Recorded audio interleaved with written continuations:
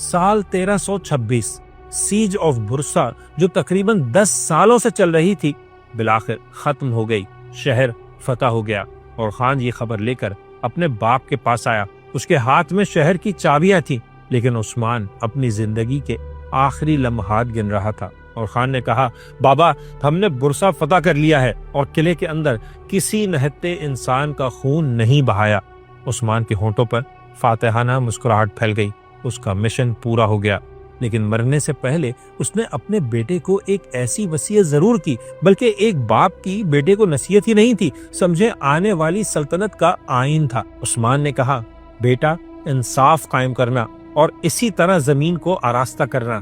یاد رکھنا کہ تلوار کا استعمال صرف طاقت کے لیے نہیں، مذہب کی سربلندی اور قانون الہی کے نفاذ کے لیے ہونا چاہیے.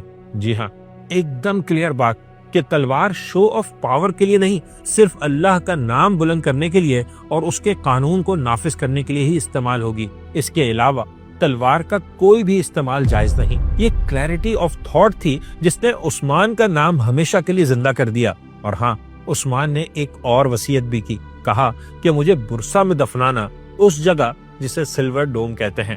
یہ سینٹ الیاس کا ایک پرانا چرچ تھا جس کی چھت دھوپ میں چاندی کی طرح چمکتی تھی. اور پھر عثمان کی آنکھیں بند ہو گئیں.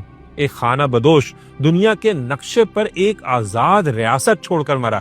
لیکن اس موت کے ساتھ ایک شاکنگ ایلیمنٹ بھی تھا. وفات کے بعد جب اس کا ذاتی خیمہ اور خزانہ کھولا گیا تو اس میں کیا نکلا؟ صرف ایک تلوار، ایک نمکدانی، لکڑی کا ایک چمچ، ساتھ ہی کچھ گھوڑے اور بکریوں کا ایک ریوڑ. بس وہ چاہتا تو خزانوں سے اپنے خیمے بھر سکتا تھا، لیکن اس نے فقیری کی زندگی اختیار کی. علامہ اقبال کے اس شعر کی عملی مثال بنا کہ میرا طریق امیری نہیں فقیری ہے، خودی نہ بیچ غریبی میں نام پیدا کر. عثمان نے اپنی خودی نہیں بیچی اور غریبی میں وہ نام پیدا کیا کہ دنیا آج تک اس کی اولادوں کی بنائی گئی 52 لاکھ مربع کلومیٹرز کی امپائر کو سلطنت عثمانیہ یعنی عثمان کی سلطنت کہتی ہے. یہی عثمان کا اصل اثاثہ تھا، سونا نہیں، نیت اور ویژن. یہی وجہ ہے کہ اس کی امپائر نے سکندر اور چنگیز کو بھی پیچھے چھوڑ دیا. صرف ایک لکڑی کا چمچ بڑے بڑے فاتحین کی تلواروں پر بھاری پڑ گیا. اسی میں ہماری ماڈرن دنیا کے لیے بھی سبق ہے.